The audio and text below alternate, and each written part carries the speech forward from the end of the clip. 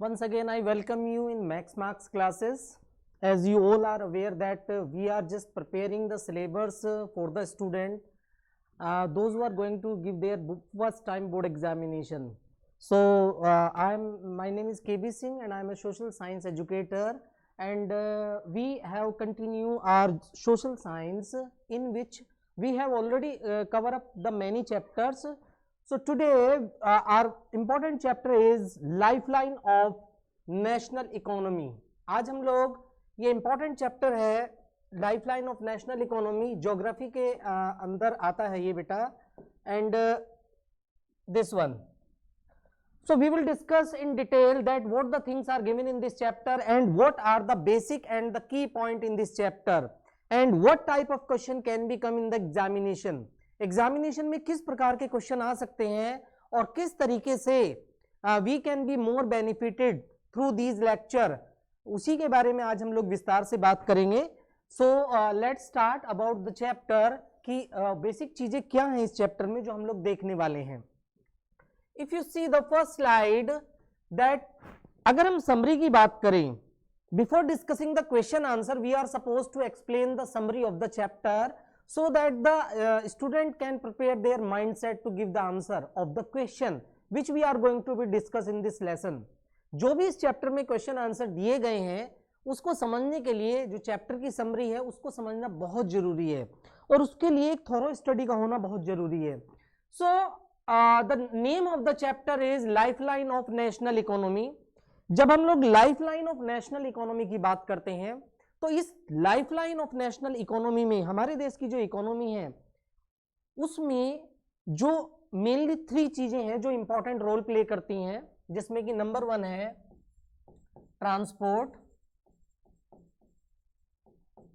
Number 2 trade and number 3 COMMUNICATION communication.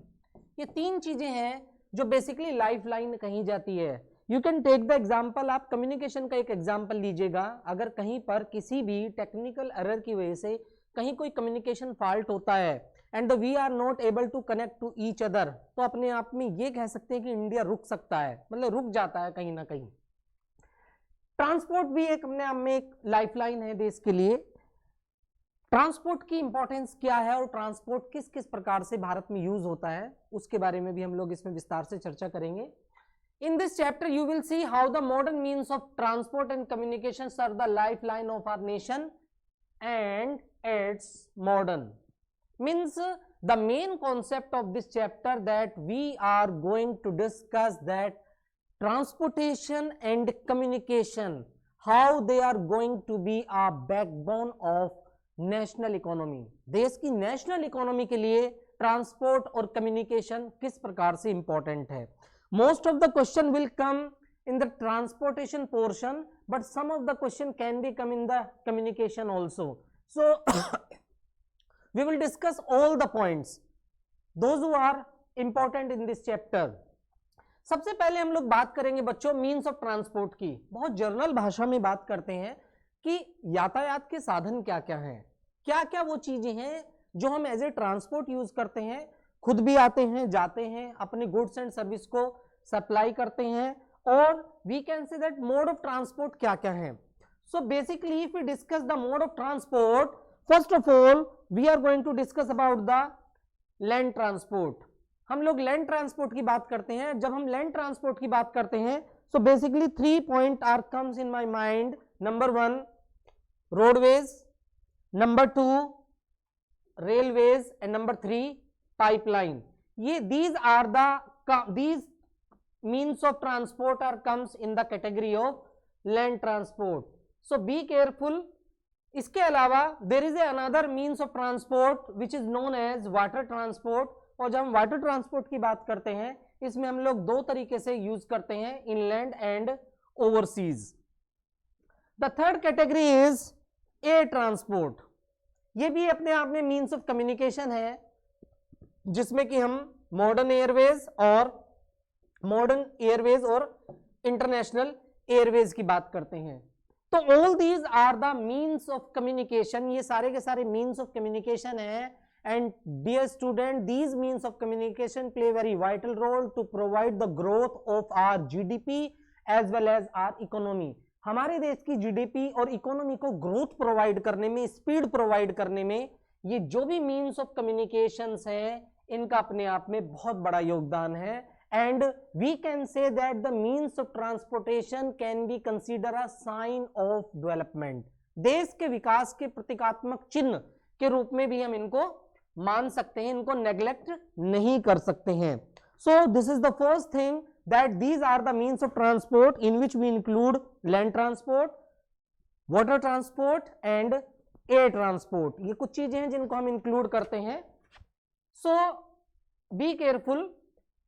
Now the question is कि जब हम लोग लैंड ट्रांसपोर्ट की बात करते हैं, हम आज जो सबसे मेन इंपॉर्टेंट डिस्कशन है हमारा लैंड ट्रांसपोर्ट की हम लोग बात कर रहे हैं. तो लैंड ट्रांसपोर्ट में कुछ टाइप ऑफ रोड्स होते हैं या type of we can say that the जो हाईवेज होते हैं ये सब मीन्स ऑफ ट्रांसपोर्ट में आते हैं और किस तरीके से और किस लेवल पर और किस स्तर पर देश की इकोनॉमी में और देश की जीडीपी में अपना इंपॉर्टेंट रोल प्ले करते हैं, उसके बारे में हम लोग विस्तार से चर्चा आज करने वाले हैं. So first of all this is the very important things जो आपके सामने लिखी है, the golden quadrilateral super highway. इसको हिंदी में हम लोग बोलते हैं Swarnim Chaturbhuj Yojana. And basically this project have been started by our former prime minister mister Atal Bihari Vajpayee. ये देश के जो प्रधानमंत्री थे अटल बिहारी वाजपेयी, उन्होंने ये शुरू की थी. ये गोल्डन क्वाड्रिलेटरल सुपर हाईवे है क्या? First of all we will take the some major point which I have already mentioned. The major objective of these super highway to reduce time and distance. ये तो important है ही, but सबसे पहले that what was the major objective to construct these golden quadrilateral super highways? आप general तौर पर ये India का हम लोग हल्का सा मैप कंसिडर करते हैं एंड बेसिकली कुछ हमारी मेट्रोपॉलिटन सिटी होती हैं जैसे कि Delhi, Mumbai, Chennai and Kolkata. I am just talking these 4 metropolitan city. ये भारत के मुख्य शहरों में आते हैं, Delhi, Mumbai, Chennai and Kolkata. Basically the main objective of the golden quadrilateral super highway to just connect the mega cities. जो मेगा सिटीज हैं उनको कनेक्ट करना, और ये अपने आप में एक सपना था श्री अटल बिहारी वाजपेयी जी का, और वो सपने को साकार हुआ है. आज हमारे जो चारों मेगा सिटीज हैं आपस में रिकनेक्टेड हैं. The another objective to construct the kind of super highways that these super highways are more helpful to reduce the time and distance. अगर किसी प्रोजेक्ट के बनने से आप किसी काम में व्यस्त हैं और आप किसी प्रोजेक्ट के बनने से आपका टाइम भी रिड्यूस हो रहा है और आपकी डिस्टेंस भी रिड्यूस हो रहा है, तो ये कहीं ना कहीं देश की इकोनॉमी के लिए सबसे अच्छा योगदान माना जाता है. मान के चलिए आपके लखनऊ से एक आम से भरा हुआ ट्रक चलता है और उसको केरला जाना है. For example, if the road is okay then we can cover up all the distance in very short time. बहुत कम समय में हम उसको कवर कर सकते हैं, उसमें समय की भी बचत होती है और उसमें जो कॉस्ट होती है वो भी कम आती है, लागत भी कम आती है. लेकिन वही रोड अगर ठीक से ना बने हुए हों और हम रिकनेक्ट करते हुए केरला तक पहुंचे तो उसमें ऑटोमेटिकली उस आम की जो कॉस्ट है वैसे ही बढ़ जाती है, और जब वो आम जनता के हाथों तक पहुंचता है वो काफी कॉस्टली होता है. So the major objective of the golden quadrilateral super highway that these highway are very useful for reduce time and distance. Second things, these highway projects are being implemented by NHAI. ये बहुत थोड़ा सा इसको समझने वाली बात है. ये NHAI होता क्या है? The 1 marks question can be come in your examination that who construct the super highways. जो सुपर हाईवेज होते हैं उनको कौन कंस्ट्रक्ट करता है? So basically this is the agency which is known as National Highway Authority of India. ये national highway authority of India होती है जिसकी मेन रिस्पॉन्सिबिलिटी होती है इस प्रकार के सुपर हाईवेज को कंस्ट्रक्ट करना. So the 1 marks question can be come in this exam in this question. So the next is basically the national highway. जो राष्ट्रीय एक तरीके से हम कहते हैं कि राष्ट्रीय हाईवे कौन कौन से हैं उसके बारे में बात करेंगे. Basically the national highway link the extreme part of the country. जो नेशनल हाईवे हैं जिनको बेसिकली CPWD बनाती है, सेंट्रल पब्लिक वर्क्स डिपार्टमेंट. अगर हम इसकी बात करें CPWD क्या होता है, तो ये होता है central public works department, CPWD, and the main responsibility of the CPWD to maintain and construct the national highways. तो अगर हम नेशनल हाईवेज की बात करें, बेसिकली नेशनल हाईवे जो देश के एक्सट्रीम पार्ट होते हैं उनको लिंक करते हैं, और इन नेशनल हाईवेज को बनाने की जो रिस्पॉन्सिबिलिटी होती है वो CPWD के हाथों में होती है, जिसको हम लोग कहते हैं सेंट्रल पब्लिक वर्क्स डिपार्टमेंट, जिसको हम ये कहते हैं। सो ये इस तरीके के एब्रीविएशन भी आपसे एग्जाम में पूछे जा सकते हैं कि NHAI क्या है, CPWD क्या है। सो बी केयरफुल, इनको भी आपको ध्यान से देखना है। Our next category of highways, और we can say that the transport, हम लैंड ट्रांसपोर्ट की बात कर रहे हैं अभी, ये कंफर्म है बेटा। Link state capital with different district headquarter, देखिए जो अगर हम स्टेट हाईवेज की बात करें ये हर पर्टिकुलर स्टेट्स में होते हैं। सपोज दैट आप उत्तर प्रदेश की बात करें, उत्तर प्रदेश की जो राजधानी है वो लखनऊ है, और मैंने यहां पर लिखा है कि the link state capital with the different district headquarter, और मान के चलिए आप मेरठ से बिलोंग करते हैं, और मेरठ से लखनऊ के लिए जो सीधी सड़क होती है वो आपके स्टेट हाईवे में आती है, और इसको मेंटेन और प्रिपेयर करने की जो रिस्पॉन्सिबिलिटी होती है वो PWD के पास होती है, और PWD को हम लोग बात करते हैं पब्लिक वर्क्स डिपार्टमेंट, ये इसका एब्रीविएशन होता है PWD का। सो जो स्टेट हाईवेज होते हैं इनको बेसिकली तैयार करने की रिस्पॉन्सिबिलिटी PWD के बाद होती है। उसके बाद आते हैं आपके डिस्ट्रिक्ट रोड। अगर हम लोग डिस्ट्रिक्ट रोड की बात करें तो basically the road connect the district headquarter with other places of the district, जो डिस्ट्रिक्ट हेडक्वार्टर होता है वहां से उस डिस्ट्रिक्ट के जो अदर एरियाज होते हैं उनको कनेक्ट करते हुए जो रोड बनाए जाते हैं वो बेसिकली डिस्ट्रिक्ट रोड होते हैं। और इस प्रकार के जो रोड होते हैं बच्चों, उसकी जो उसको बनाने की जो रिस्पॉन्सिबिलिटी होती है, जो लोकल गवर्नमेंट होती है आपकी जिला परिषद, उसकी रिस्पॉन्सिबिलिटी होती है। तो जिला परिषद इन सब रोड को बनाता है। तो अभी तक हमने इस कुछ कैटेगरीज के बारे में पढ़ा। गोल्डन क्वाड्रिलेटरल सुपर हाईवे, जिसको हम ये कहेंगे कि एक तरीके से इसको जो बनाने की रिस्पॉन्सिबिलिटी होती है वो NHAI के पास होती है, NHAI, national highway authority of India. अगर हम नेशनल हाईवे की बात करें, जो आपके सामने नेशनल हाईवे लिखा है, इसको बनाने की रिस्पॉन्सिबिलिटी जो होती है बच्चों वो होती है CPWD, ये central public works department. State highway में हम बात करते हैं PWD, public works department. So to maintain the road and the construction, the government have decided the separate agency, those who are responsible to construct and maintain all these highway। In highways को maintain और construct करने की जो responsibility होती है उसके लिए स्वतंत्र एजेंसीज भारत के अंदर हैं जो ये सारा काम देखती हैं। इसके अलावा there is another thing which we are going to discuss, this is the border road. Basically border road की बात करें भारत में, भारत की अगर हम टोपोग्राफी की बात करें वो बड़ी अनडल्टिंग टोपोग्राफी है। Some of the plains area, some of the mountainous area and some of the plateaus area. Border road basically वहां पर बनाए जाते हैं जहां पर हमारे देश की सीमा किसी अन्य देश की सीमा के साथ कनेक्ट होती है। इसको हम लोग BRO के नाम से जानते हैं। इसको जो बनाने की जो रिस्पॉन्सिबिलिटी होती है वो BRO के पास होती है, and BRO is stand for border road organisation. इसको हम बॉर्डर रोड ऑर्गेनाइजेशन बोलते हैं, और अपने आप में एक बहुत पुराना संगठन है। और भारत के अलग अलग एक्सट्रीम पार्ट में जहां भारत की सीमाएं किसी भी नेबरिंग कंट्रीज के साथ कनेक्टेड है वहां पर सड़कों का निर्माण करने की जो रिस्पॉन्सिबिलिटी होती है वो BRO की होती है, बॉर्डर रोड ऑर्गेनाइजेशन की होती है। एंड इसकी जो स्टैब्लिशमेंट है, जो स्थापना है 1960 में हुई, 1960 we can say, and this is the also important and the question can be come in your examination about the establishment year and about the who is responsible to maintain the border road को जो maintain करने की responsibility होती है वो किसके पास होती है। now the another thing, and we can say that the very important things, or we can say that the main lifeline of our national economy, जो हमारे देश की इकोनॉमी की बात करें तो रेलवे के योगदान को हम लोग नकार नहीं सकते हैं। रेलवे का अपने आप में एक इंपॉर्टेंट प्लेस है, उसके पॉइंट के लिए कुछ हम लोगों ने इसमें डाले हैं। Basically railway are the principal mode of transportation for freight and passenger in India.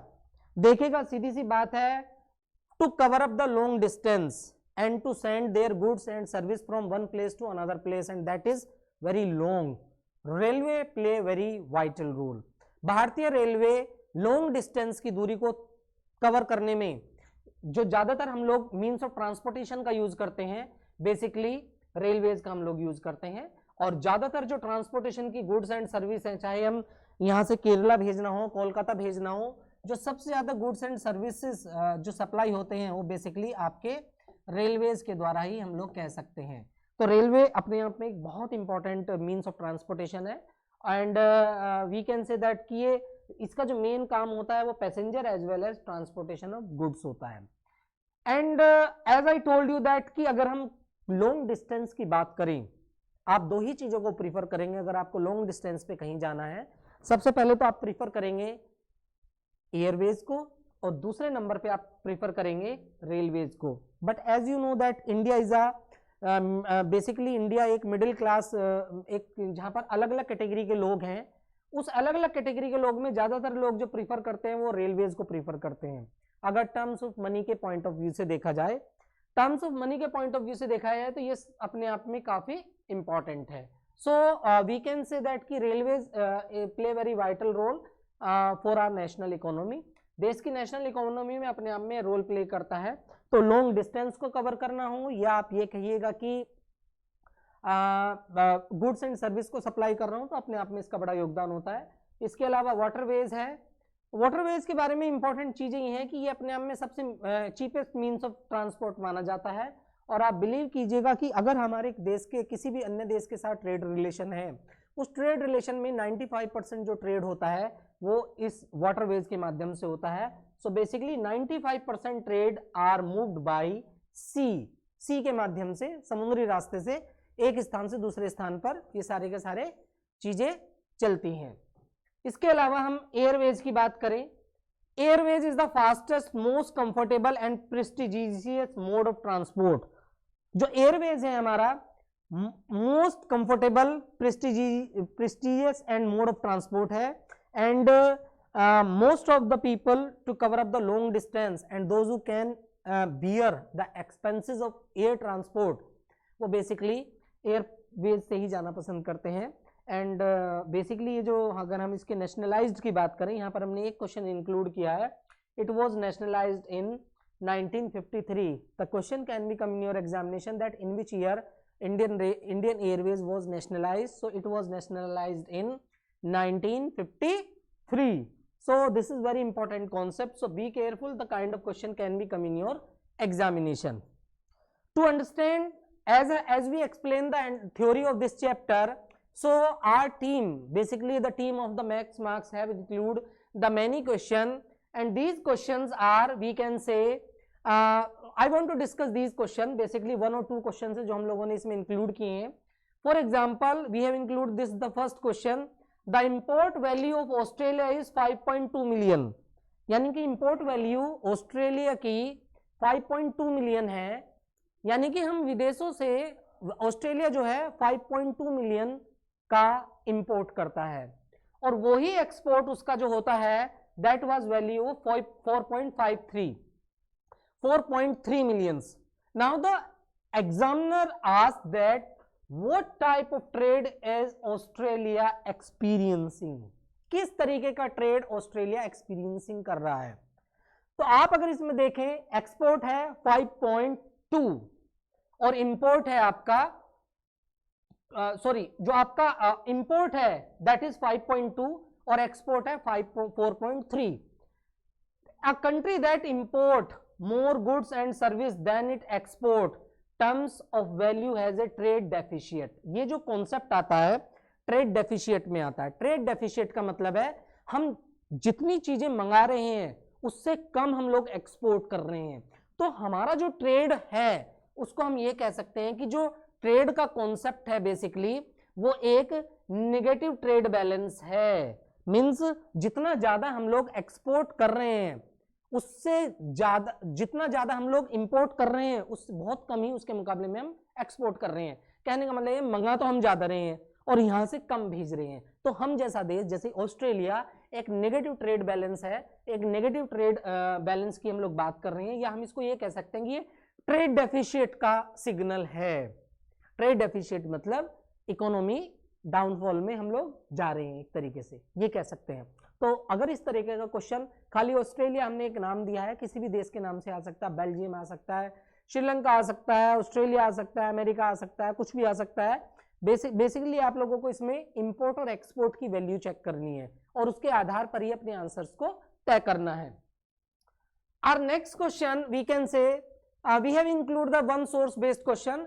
You can read out this ever since human appeared on the earth. ये कुछ पूरा का पूरा हम लोगों ने पैराग्राफ दिया है, तो आप इसको देख लीजिएगा थोड़ा सा। And regarding this paragraph we have include few questions. आप अगर इसको देखें, ever since human appeared the earth they have used different means of communication. ज्यादातर हम पूरे के पूरे पैराग्राफ में मीन्स ऑफ कम्युनिकेशन की बात कर रहे हैं, और इस मीन्स ऑफ कम्युनिकेशन में हम लोगों ने टेलीविजन की बात की, रेडियो की बात की, प्रेस की बात की, फिल्म की बात की, पर्सनल कम्युनिकेशन की बात की और मास कम्युनिकेशन की बात की। Means we are discussing about the communication. So read this extract very carefully and all the question will be based on this extract. If you see the first question, the about extract is about, यानी कि जो ऊपर दिया गया extract है वो किससे related है? Means of transport? No. Major sea port? No. Domestic airways? No. In the above extract basically we are discussing about the means of communication. हम लोग means of communication की इसमें बात कर रहे हैं। Take the second question, what form of communication is radio? आप हमेशा ध्यान रखिएगा, ये बड़े जर्नल क्वेश्चंस होते हैं। मान के चलिए मैंने आपको फोन किया, मैंने आपके किसी दोस्त ने आपको फोन किया और you are just discussing on the telephone, वो एक आपका पर्सनल कम्युनिकेशन है, क्योंकि जो कम्युनिकेशन आप कर रहे हैं उसको कोई नहीं सुन रहा है। But if you see the example, what form of communication is radio? Personal तो वो नहीं है, ना ही वो इंट्रापर्सनल है, और ऑल ऑफ अबव भी नहीं आ सकता। अगर हम इसको नहीं ले रहे हैं, इसको नहीं ले रहे हैं, तो ये तो बिल्कुल नहीं आएगा। अब what the things are coming on the radio, उस जो भी चीजें रेडियो पे आ रही है उसको आप कौन सुन रहा है कौन नहीं सुन रहा है आप उसको जज नहीं कर सकते। So the category of this example that communication is radio comes in the mass communication, ये मास कम्युनिकेशन में आता है। तो इस तरीके के कुछ इंपॉर्टेंट क्वेश्चंस जरूर आते हैं। Which of these is the features of Indian postal network? ये एक और क्वेश्चन है, इंडियन पोस्टल नेटवर्क का कौन सा एग्जाम्पल है? Features of Indian postal network, basically it is the oldest, it is the largest, it is the coastlineist and it is the fastest in the world। तो basically अगर हम देखा जाए, अगर हमारे देश की आबादी की बात करें, देश के एरिया की बात करें, तो भारत अपने आप में एक बहुत बड़ा देश है। उसी हिसाब से अगर इंडियन पोस्टल नेटवर्क की बात की जाए, it is the largest in the world. हम कह सकते हैं ये भारत में सबसे लार्जेस्ट है, ये वर्ल्ड में सबसे लार्जेस्ट है और सबसे बड़ा इंडियन पोस्टल नेटवर्क है जो भारत संचालित करता है। Our next question, and the which of these advantage of mass communication? Mass communication means जब एक ही समय में हम बहुत सारे लोगों तक एक मैसेज कन्वे करते हैं, that is mass communication. For example, it is available in every village in India. It reduce monthly. It help the enhancing GDP. It create awareness. देखिएगा, it is available in every village in India हम नहीं कह सकते हैं। आज भी बहुत सारे ऐसे एरियाज हैं जो रिमोट एरियाज में हैं और कुछ चीजें वहां पे बहुत देरी से पहुंचती हैं। It reduce the monthly expenses, हो सकता है, but in the reference of this question we can't include. It help the enhancing the GDP, इसको भी हम काउंट नहीं कर सकते। Basically the right answer is it create the awareness, ये हमारी अवेयरनेस को बढ़ाता है। जब हम मास कम्युनिकेशन है, एक ही समय में एक ही मैसेज करोड़ों लाखों लोगों तक पहुंचता है, वो मास कम्युनिकेशन की कैटेगरी में आता है। Now there we have included the another question, explain any three qualitative improvement made in Indian Railway। यानी कि आजादी की बाद से लेकर और जब हमारे देश में ट्रेनों का संचालन हुआ, अगर हम ट्रेनों के संचालन की बात करें 1853 बेसिकली MUMBAI, मुंबई टू थाने, ये रेलवे ट्रैक था जो सबसे पहले भारत में रेलगाड़ी चली थी और 1853 में चली थी। तब से लेकर आज तक क्या क्या क्वालिटी इंप्रूवमेंट इंडियन रेलवे में हुए हैं उसको थोड़ा सा हम लोग यहाँ पे डिस्कस करेंगे। First of all that conversion of the metre gauge to broad gauge, जो हमारे मीटर गेज थे उनको हमने ब्रॉड गेज में कन्वर्ट किया, ये अपने आप में एक बहुत बड़ा अचीवमेंट है। इसके अलावा ज्यादातर ट्रेन हमारी स्टीम इंजन के बेसिस पे चलती थी, उनको हमने पूरी तरीके से रिप्लेस किया, या तो डीजल से या हमने इलेक्ट्रिक इंजन लगाए, हमने डीजल इंजन बनाई या इलेक्ट्रिक इंजन लगाए और उसके बाद हमने इसको रिप्लेस किया। The replacement of the steam engine, जो भी हम लोगों ने स्टीम इंजन को रिप्लेसमेंट किया है, चाहे हमने आप ये मान के चलिएगा कि डीजल से किया हो या इलेक्ट्रिक इंजन से किया हुआ, कुल मिला के ये हुआ कि कोयले का इस्तेमाल हमने करना पूरी तरीके से बंद कर दिया। और अगर हमने कोयले का इस्तेमाल करना बंद किया है, this is very more helpful and very beneficiary for our environment, ये हमारे इन्वायरमेंट के लिए बहुत ज्यादा बेनिफिशियरी है। Railway routes have been extended, आजादी से लेकर आज तक जितने एरियाज में रेलवे ट्रैक नहीं था वहां पे रेलवे ट्रैक पहुंचाने की पूरी कोशिश की गई है। जो भारत के एक्सट्रीम पार्ट है उन एक्सट्रीम पार्ट में भी रेलवे को ले जाने की कोशिश की गई है। तो ये भी अपने आप में एक अचीवमेंट है कि railway route have been extended to the area where there is was no railway lines earlier, जहां पर पहले रेलवे लाइन नहीं थी वहां तक भी रेलवे लाइन पहुंची है। ये भी अपने आप में हम कह सकते हैं कि एक क्वालिटिव इंप्रूवमेंट है रेलवे का। यहां पर 3 पूछी गई हैं, we have include one more so that it can be more helpful to you. कई बार क्या होता है कि आप लोगों से 2 पूछी गई हैं तो आप 4 याद करके जाइएगा ताकि एग्जाम में एटलीस्ट आपको 3 याद रहें या कम से कम 2 तो जरूर याद रहें। तो इस तरीके के क्वेश्चन अपने आप में बहुत इंपॉर्टेंट है। एक लास्ट क्वेश्चन है, हालांकि हमने अपना जब चैप्टर की समरी की थी उसमें हमने इसको एक्सप्लेन भी किया था, फिर भी हमने इसको इंक्लूड किया है। In India road are classified in 6 classes according to the their capacity, explain. Capacity के हिसाब से हम लोगों ने 6 तरीके के रोड हम लोग बनाते हैं, उसको हम थोड़ा सा डिस्कस करेंगे। इसका पूरा का पूरा डिस्कशन हमने समरी में दे दिया है। So here I will only explain the name of the roads. Number 1 golden quadrilateral super highway, इसको हम कहते हैं स्वर्णिम चतुर्भुज योजना। ये गोल्डन क्वाड्रिलेटरल सुपर हाईवे है और ये श्री अटल बिहारी वाजपेयी के कार्यकाल में ये बने थे, जो भारत के फॉर्मर प्राइम मिनिस्टर्स हैं और आज वो जीवित नहीं है। दूसरा है हमारा नेशनल हाईवे। नेशनल हाईवे को बनाने की जो रिस्पॉन्सिबिलिटी होती है आपकी CPWD को होती है। इसकी जो रिस्पॉन्सिबिलिटी होती है NHAI होती है। और कुछ मामलों में जो नेशनल हाईवे हैं इनको भी एक तरीके से आप NHAI कंट्रोल करती है। इसके अलावा स्टेट हाईवे, इसको हम बात करते हैं जो PWD है वो बनाती है, CPWD बनाती है। डिस्ट्रिक्ट रोड बेसिकली PWD बनाती है और जो बॉर्डर रोड है इसको जो बनाता है वो आपका BRO, बॉर्डर रोड ऑर्गेनाइजेशन बनाता है। इसकी स्थापना 1960 में हुई थी। So we have explain this question in the summary. Summary में हम एक्सप्लेन कर चुके हैं, फिर भी आपकी नॉलेज के लिए मैं ये बता दूं कि जब हम लोग क्लासिफिकेशंस ऑफ रोड करते हैं तो बेसिकली 6 प्रकार के जो रोड हैं उसको हम तैयार करते हैं, जिसमें कि this one, this one, this one, this one, this one, this one, ये सारे के सारे हमारे इंपॉर्टेंट है। So this is the we can say this is the all important questions of the chapter and we have discussed all these question. I hope कि आपको इसमें समझ में आया होगा। चैप्टर से रिलेटेड कोई भी क्वेरीज आपकी रहती है या कहीं आपको कोई डाउट है, आप हमें मेल कर सकते हैं या आप हमें चैट बॉक्स में मैसेज छोड़ सकते हैं। तो इस चैप्टर के जितने भी क्वेश्चन हैं हम इसमें कर चुके हैं और इसमें अगर कोई डाउट होता है तो आप हमें मेल कर सकते हैं, हमें डायरेक्टली फोन भी कर सकते हैं।